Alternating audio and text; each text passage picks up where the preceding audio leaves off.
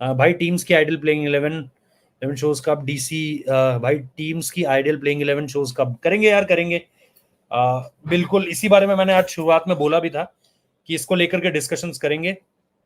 DC, Porel, JFM, Iyer, Stubbs, Miller, Tim David, Axar, KD, Mukesh, Khaleel. बढ़िया है, बढ़िया है, बढ़िया टीम है भाई, बढ़िया टीम है। लेकिन मुझे लगता है कि जैक फ्रेजर मगर्क आपको 7 करोड़ में नहीं मिलने वाला है भाई। इसके लिए रिकी पॉन्टिंग काफी पैसे खर्च करेगा और ये थोड़ा सा मुश्किल है आपको कि इतने कम पैसों में मिल जाए। अभिषेक पोरेल को ये लोग ओपन करवाएंगे या नहीं, ये भी अभी आपको देखना है। डेविड मिलर को लेकर के क्या ये इतने इंटरेस्टेड रहेंगे? टिम डेविड के आपको 8 करोड़ में मिल पाएगा? ये थोड़ा सा मुझे मुश्किल लग रहा है।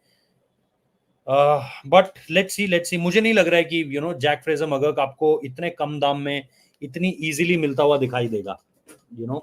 उसमें थोड़ा सा मुझे लग रहा है कि पैसा आपको थोड़ा ज्यादा खर्च करना पड़ेगा, क्योंकि बाकी टीमें आपको खर्च करवाएंगी वो पैसा ये होगा कि आपको बाकी टीमें खर्च करवाएंगे, आप नहीं खर्च करोगे। बाकी टीमें आपको बाकी टीमें जो है वो खर्च करवाती भी आपको दिखाई देंगी। सो आई थिंक वो एक पॉसिबिलिटी है। और तब देखते हैं क्या होता है। एक और सुपर चैट आई है, जॉब अपडेट टुडे भाई कह रहे हैं, रोहित भाई जैसे आप काम कर रहे हैं मैं बहुत मोटिवेटेड हूँ। अरे थैंक यू सो मच भाई, थैंक यू सो मच। आप लोगों के काम से हम मोटिवेटेड है, हमारे काम से आप मोटिवेटेड रहिए। इसी तरीके से दुनिया आगे बढ़ती रहेगी। बट जो शायरू भाई ने कहा है, बढ़िया टीम है। आप लोग भी बताओ क्या लग रहा है आपको, कि क्या इस तरीके से आपको दिख रहा है कि आपके पास जो प्लेयर्स हैं वो आ जाएंगे इस दाम पे? ये सबसे ज्यादा इंपॉर्टेंट है आई थिंक। तो वो चीज है, तो सोचा था। But recent international form is bad. भाई देखो, बात क्या होती है ना, आईपीएल में क्या होता है कि आप रीसेंट फॉर्म के हिसाब से नहीं चलते हो, आप दूसरों का गेम भी बिगाड़ने के लिए चलते हो। 2018 कृणाल पांड्या, यूट्यूब में लिखो और देखो कि आरटीएम की लड़ाई किस तरीके से चली है। एवरीवन न्यू कि नो वन इज इंटरेस्टेड। हर कोई मुंबई इंडियंस का गेम बिगाड़ना चाह रहा था, और ऐसा बहुत बार होता है आईपीएल रिटेंशन में। तो बात इस चीज को लेकर के नहीं है कि रीसेंट फॉर्म क्या है, बात इस चीज को लेकर है कि आप सामने वाले का गेम किस तरीके से बिगाड़ना चाहते हो सकता है कि आप जानबूझकर उसको जो है वो महंगा दे दो बाकी टीमों की तुलना में, कि भाई बाकी अगर ये दिल्ली को 6 या 8 करोड़ का मिल रहा है तो नहीं, दिल्ली, हमें पता है कि दिल्ली इसको जाएगी जाएगी, हमें ये भी पता है कि पंजाब भी इसको लेना चाहती है, तो बीच में एक हैदराबाद आ जाएगी, या बीच में, मतलब मैं एक एग्जांपल के तौर पर कह रहा हूं, मैं नहीं कह रहा हूं कि हैदराबाद ही जाएगी, मैं कह रहा हूं बीच में आपकी एक और टीम आ जाएगी जो ये कहेगी कि यार इस खिलाड़ी को ना, हमें पता है कि ये इनकी भी जान है और इनकी भी जान है, तो हम इस खिलाड़ी को लेकर के थोड़ा गेम करते हैं। तो इस तरह की चीजें जो है वो होती रहती हैं। सो मैं सिर्फ इसमें यही कहना चाहता हूं दैट वेरी इंपॉर्टेंट कि कई बार आप सामने वाले का गेम खराब करते हो। और जेएफएम को लेकर के दिल्ली इंटरेस्टेड है, पंजाब इंटरेस्टेड है, ऐसे में गेम खराब करने वाला सीन आएगा ही आएगा मेरे भाई। तो इस चीज को आप जरूर कंसिडर करना कि ये चीज आपको होती हुई दिखाई दे सकती है, very likely, very very likely. ये चीजें होती हैं, these things are the part and parcel of IPL auctions. तो वो चीज मुझे लगता है कि आपको होती हुई दिखा। अय्यर 15 करोड़ तो नहीं, 15 करोड़ से ज्यादा चला जाएगा, मुझे ऐसा लग रहा है। अय्यर भी आपका 20 करोड़ के आसपास आ जाएगा, जो मुझे सुनने में आ रहा है। जो फ्रेंचाइजीज इंटरेस्ट दिखा रही हैं, वो फ्रेंचाइजीज काफी ज्यादा इंटरेस्ट दिखा रही हैं। और अगर दिल्ली 25 देने के लिए तैयार है तो इसका मतलब कहीं ना कहीं रेस अब जाएगी। और मैं ये नहीं मानता कि नहीं, अय्यर के लिए कोई जाएगा नहीं। प्लस आज 200 भी मार दिया उसने। तो करंटली आप क्या कर रहे होते हो इसका भी बहुत असर पड़ता है। भले ही वो रणजी क्रिकेट है, वो आईपीएल है, बट करंटली आप क्या कर रहे होते हो। अचानक से देखो ना, बीजीटी में ऋषभ पंत ने वो पारी खेली थी और सडनली आईपीएल में उनके स्टॉक्स बहुत ऊपर चले गए थे। तो ये चीजें जो है वो हेल्प करती हैं, छोटे छोटे लेवल पे हेल्प करती हैं।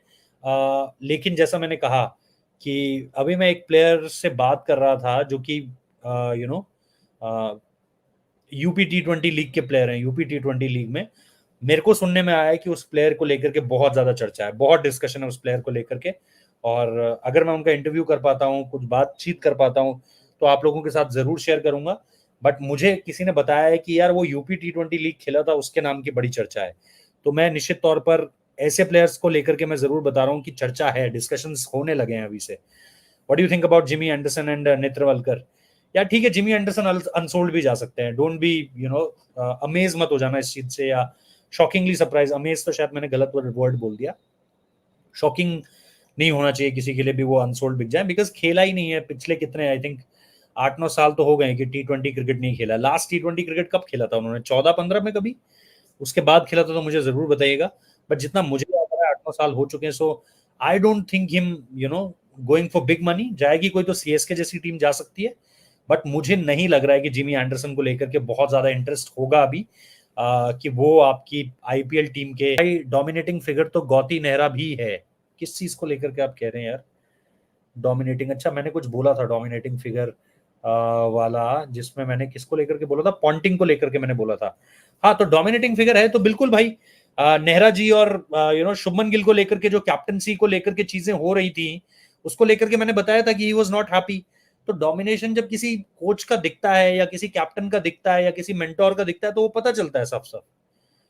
तो उस तरीके से चीजें होती हैं भाई। मतलब जैसे मैंने कहा, पंजाब में अगर पॉन्टिंग आते हैं तो पॉन्टिंग लाइक्स इट, गौतम गंभीर ऑल्सो लाइक्स इट, और आशीष नेहरा भी आपको लगातार, मुझे किसी ने बताया था कि उनको बीसीसीआई की तरफ से भी फोन आया था कि भाई आप फेंसेस पे मत खड़े रहा करो, आप डगआउट में आ जाया करो। तो ये चीजें होती हैं, ये चीजें रहती हैं, पार्ट एंड पार्सल रहता है। तो इन चीजों को हर कोई ऑब्जर्व करता है, to be really honest with you. Yashraj Singh कह रहे हैं कोहली का इंस्टा पोस्ट देखिए और बताइए क्या है। भाई वो सिंपल सी एक अपडेट है कि उनकी जो मैनेजमेंट है, जो लोग कोहली को द ब्रांड प्रोजेक्ट करते हैं, वो टीम उनकी बदल गई है। मतलब जो, अगर आपको सपोज आप सपोज पेप्सी के मालिक हो और पेप्सी को विराट कोहली चाहिए अपने अगले एड पे, तो आप इन लोगों से संपर्क करोगे। आप विराट कोहली को फोन नहीं करोगे कि विराट भाई करोगे क्या। उनको मैनेज करने के लिए, उनका ऑफ द फील्ड वर्क देखने के लिए, वो कब कहाँ जाएंगे, कहाँ ट्रैवल करें, मतलब each and everything about Virat Kohli, each and every Virat Kohli the brand को वो लोग प्रमोट करेंगे। तो उसके बारे में उन्होंने अपडेट दी है कि भाई ये लोग अब मेरे को टेक केयर करने वाले हैं, मुझे लेकर के आपकी जो भी बिजनेस फाइनेंशियल क्वेरीज हैं उसको ये लोग हैंडल करने वाले हैं। सो ये उनकी तरफ से एक ऑफिशियल अपडेट आ गया, बिकॉज इतना बड़ा नाम है कि मार्केट को पता होना चाहिए कि now these guys are promoting Virat Kohli, these guys will be behind Virat Kohli the brand. तो वो सिर्फ उतनी सी चीज है। मैं मानता हूं कि एक वक्त पे जब वो पोस्ट आया तो यहां तक आ चुकी थी चीजें, है ना, वो रवि शास्त्री वाला एपिक डायलॉग वो यहां तक आ चुका था कि भाई क्या कर दिया, कर तो नहीं दिया संन्यास। तो वो चीजें थी, बट थैंकफुली जो है वो चीजें नॉर्मलाइज रही हैं, और आई थिंक नॉर्मलाइज ही रहेंगी। बहुत उम्मीदें हैं क्योंकि उनसे। सो चैंपियंस ट्रॉफी को लेकर के मैं आपको बता दूं, पूरा स्केड्यूल मेरे पास आ चुका है, पूरा का पूरा स्केड्यूल है। अभी इंडिया के मैचेस जो हैं वो पाकिस्तान से बाहर नहीं है स्केड्यूल के हिसाब से। उस पूरे के पूरे पाकिस्तान वाले मसले को, कि इंडिया के मैचेस कहाँ रखे गए हैं, कौन सी तारीख को हैं, बाकी टीमों के मैचेस, पूरा स्केड्यूल क्या होने वाला है, उस पर मैं ऑब्वियसली पाकिस्तान में बात करूंगा।